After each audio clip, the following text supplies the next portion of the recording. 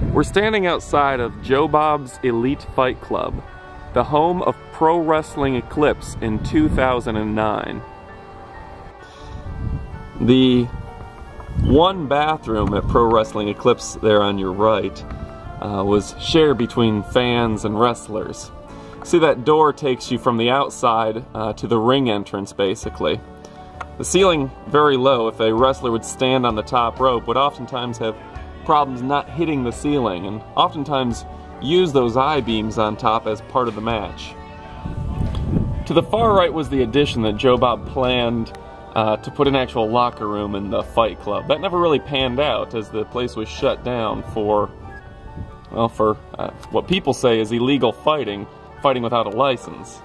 During the summer, these garage doors would be opened up to allow air to flow through the building, as it's Florida, and in the summer it'd be 110 degrees in a tin building, which wasn't very comfortable for the average wrestling fan.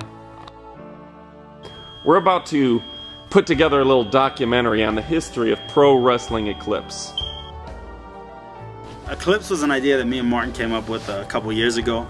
He had stopped running NFW shows, which is kind of a little backyard thing that he was running with Joe Bob years ago here in Zephyr Hills when they were still on I guess that's 301 out there.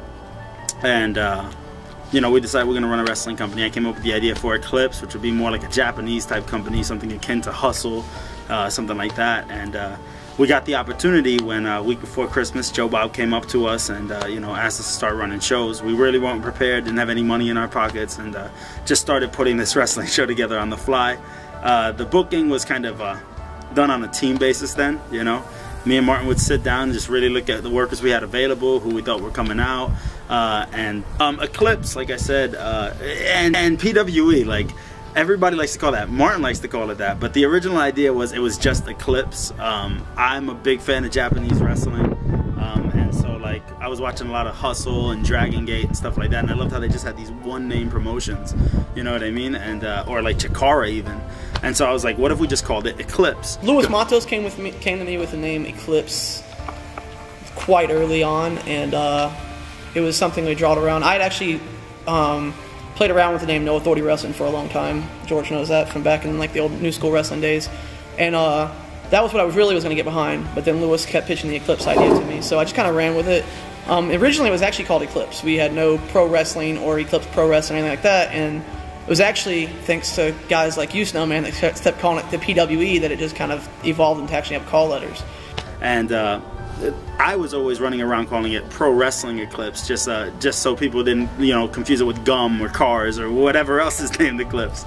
And I guess it just stuck. People started saying PWE, people started chanting it, the boys started calling it, and after a while I just kind of like threw my hands in the air and said, what the fuck, it's Pro Wrestling eKlypse, whatever. You know, again, I just think that we caught a bad rap, you know, but I think we did a lot of things really right, and we showed that with hard work, with the right people behind you, you can do anything you want in this business.